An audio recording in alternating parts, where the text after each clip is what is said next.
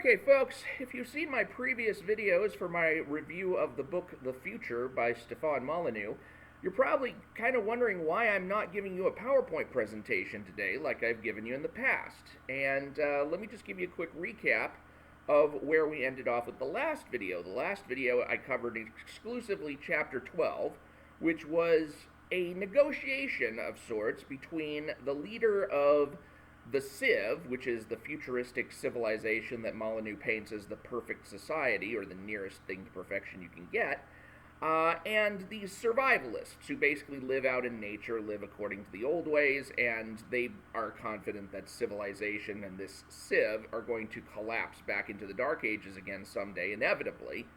And so they're just basically living outside the Civ because they figure, why should we join the Civ when it's just going to collapse and we're going to be right back out here in nature eventually anyway, and we may as well just learn how to deal with nature and survive and all that.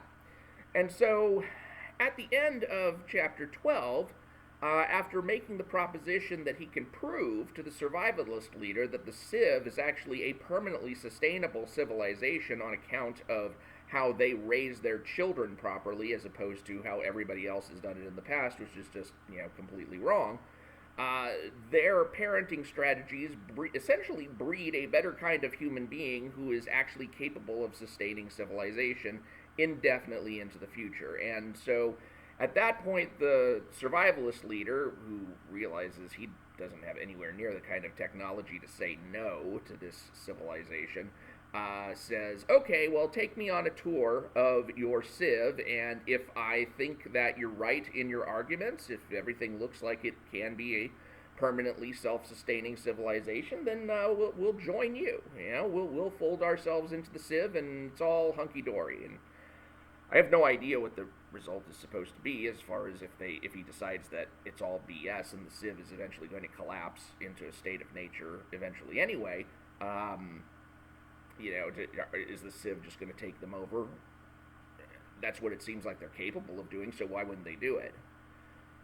I don't know.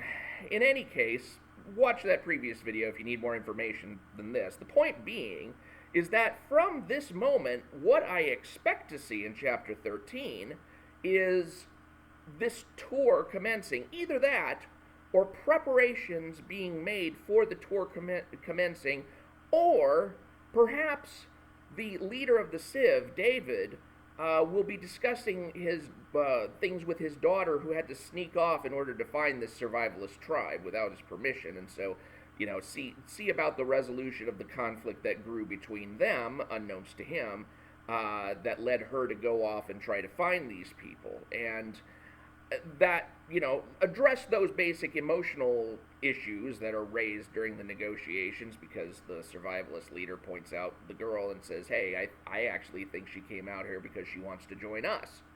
And so I expect some combination of one of those three things. Instead, what we get are 3 chapters of the author completely shitting the bed as far as narration is concerned, because instead of continuing from where he left off, he goes back to a character that we left in Chapter 2.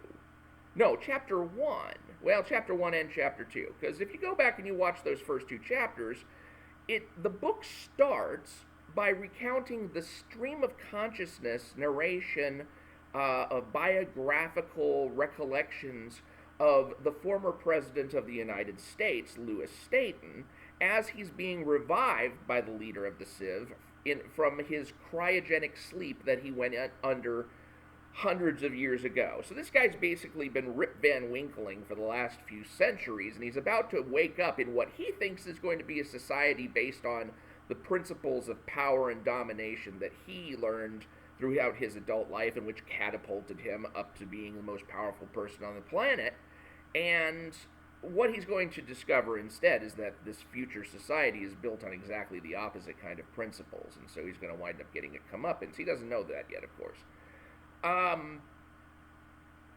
But we are introduced to his thoughts. We are introduced to his biography without his having any narrative connection to our story, which actually starts with the Civ leader's daughter, Alice, as she encounters these boys on the mountain and gets assaulted by them, and then David, the leader of the Civ, going to talk with the leader of the Survivalist Society after Alice sneaks off to try to find them again, and negotiates her safety and also negotiates this visit by the survivalist leader Roman to come and visit the Civ and be given a tour and see how a real civilized society works when it is based on child-oriented principles, principles that put children first and have improved the parenting style of the world exponentially, just completely revamped it so that there's no aggression towards children anymore, and children are able to develop into whole human beings as opposed to the partial wrecks that we all inevitably come due to our parents' failures. So instead of going to instead of extending the narrative into here's Roman and David touring the Civ, we get 3 fucking god-awful, painful chapters in chapters 13, 14, and 15 of Louis Staton's stream of consciousness again as he recollects this incident from his college years in which some innocent, wide-eyed girl named Jane, who's surprisingly vulnerable, gets taken advantage of by a bunch of frat boys, ends up taken advantage of to the point of having her boobs revealed and pictures taken, and then they plaster on the internet, and she's embarrassed, and they handle everything the wrong way, and she commits suicide. And we're treated to 3 fucking long-winded chapters of I don't know what the hell this is supposed to accomplish. All while, holding in suspension the narrative that we've been given through the last 8 chapters. And again, what I said about chapter 2 applies just as reasonably here. You've got this Louis Staton character who has no connection to our narrative, and yet we're supposed to give a shit about his self-recollections, biographically speaking, and then give a shit again after we've already been treated to 8 or 9 chapters of actual story. No, we're not going to care about this guy. We're just going to be goddamn annoyed that we have to sit through 3 chapters of his, mental bullshit as he recounts this traumatic episode that I guess sent him on his way to being an unfeeling bastard. I don't even know, and I don't care. It's like Molyneux is trying to fuse 2 books into one. He probably could have written a book about Louis Staton himself and have it just be all about him.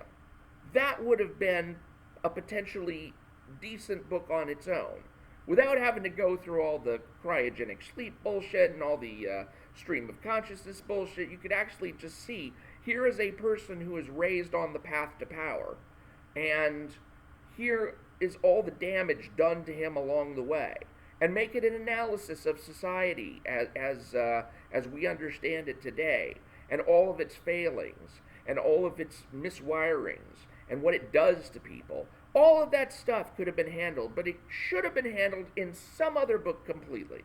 Because until you tie this motherfucker into the narrative somehow, you have no excuse whatsoever for diverting our attention away to what is actually the real narrative, which is that of Alice and David. But instead, 3 chapters of stream of consciousness that's incredibly painful to get through, resulting in, I don't know, it could be we go another 5 chapters of actual narrative and then have to sit through more of this BS. Somebody should have edited this book, and it feels like nobody did. And it's so freaking aggravating to read through that, honestly, I can't, at this point, I'm just done as far as any chance of recommending this book.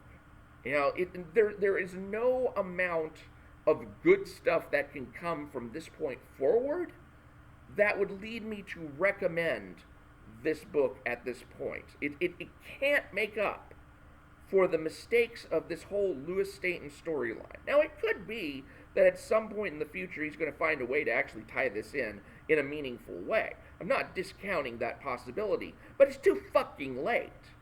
You know, there is no reason to have introduced this character in this way at this time. Good God. I don't know. There are so many ways I'm kind of conceiving that this book could have been developed in a structure that would have allowed for more complexity and less of a simplistic narrative and less of a, trying to jam in all of this philosophical stuff that really could have made up another book.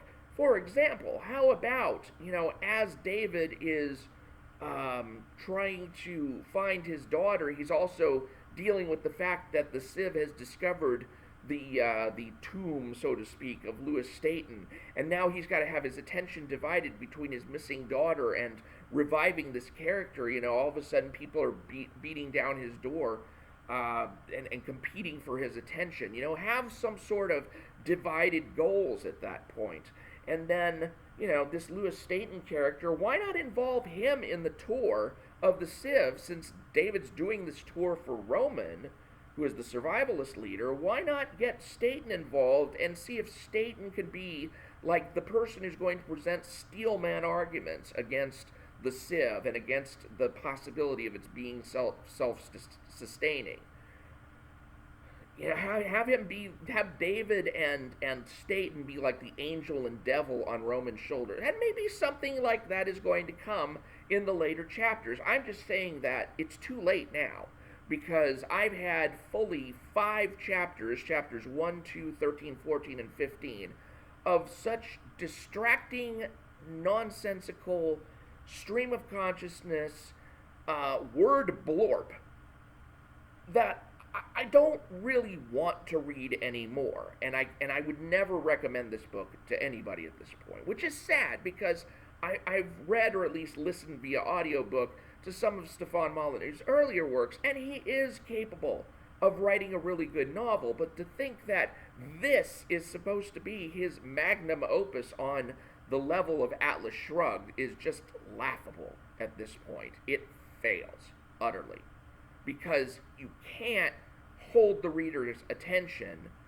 with all of this gobbledygook that's pouring out of Staton's head for fully 4 chapters, with a little bit of commentary by David on the historical value of him in chapter 2. It's just not good writing at this point, and I wish somebody who proofread this for him, assuming he let anyone proofread this for him and didn't just trust that he is the god of storytellers,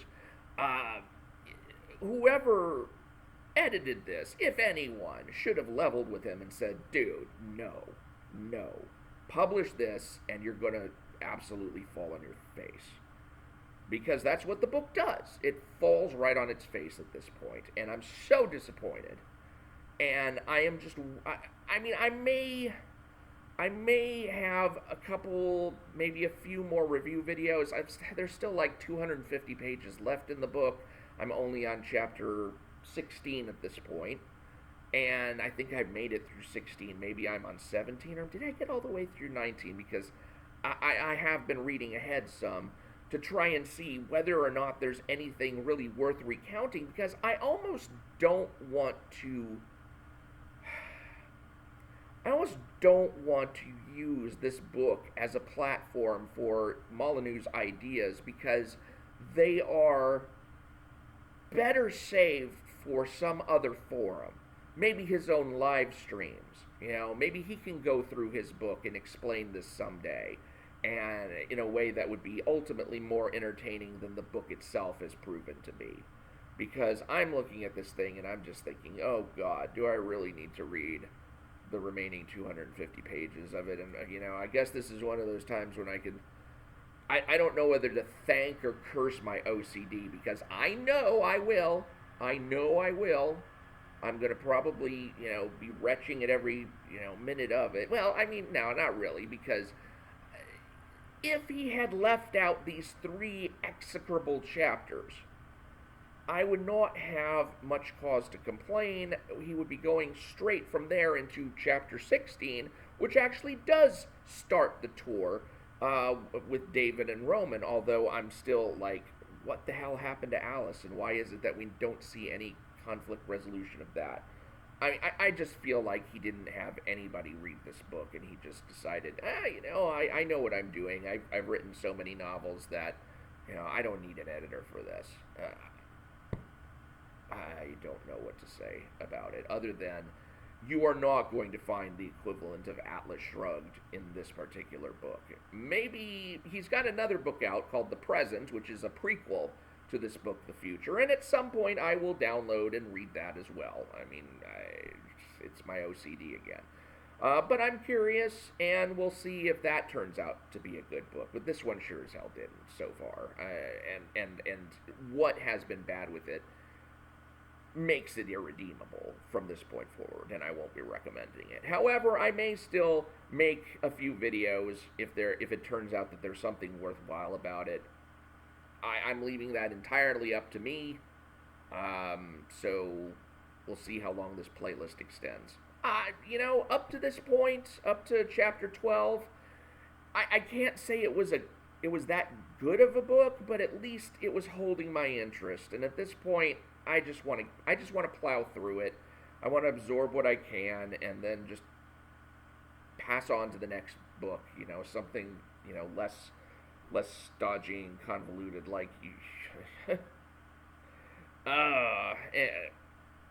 Okay, I've done enough kvetching, but I just wanted to let you know that chapters 13, 14, and 15 are shit, and we're going to cover, if we cover anything from the book from this point forward, it'll be from chapter 16 onward, and I don't honestly feel like there's going to be a whole lot of in-depth coverage. I might just hit the high points and let you know what goes on in the book, or I might just say screw it and move on to some Marvel movies, because honestly, those would be more entertaining. I'm Mike Partika. Thank you for watching, and thank you if you have been following along with my reviews of The Future up to this point. I do appreciate your following along with me up to this point. This may be our last video together on this particular subject, and if it is, then I hope you cannot possibly be more disappointed than I am in the fact that the rest of the book was not worth covering. So, but we'll see. We'll see. If there's something that I find interesting that piques my interest, I'll keep going. I'm Mike Partika. Please do subscribe so you can be notified of that next video in the series, and also any of my other videos to come your way, including, eventually I will be doing comic reviews again. I've just been waiting for some of that sweet, sweet product to come in, and it still looks like it's going to be a while. God! I got in right at the tail end of the Cyber Frog campaign, and it looks like I'm going to be waiting until after the end of the ISOM number 2 campaign before I order my copies of that as well. So it takes as long as it takes. Sorry for the holdup. I hope these review videos have been entertaining you in the meantime, and catch me on the next one if there is a next one. Thanks again. I'm Mike Partika. Please do subscribe if you haven't already, and I will talk to you later.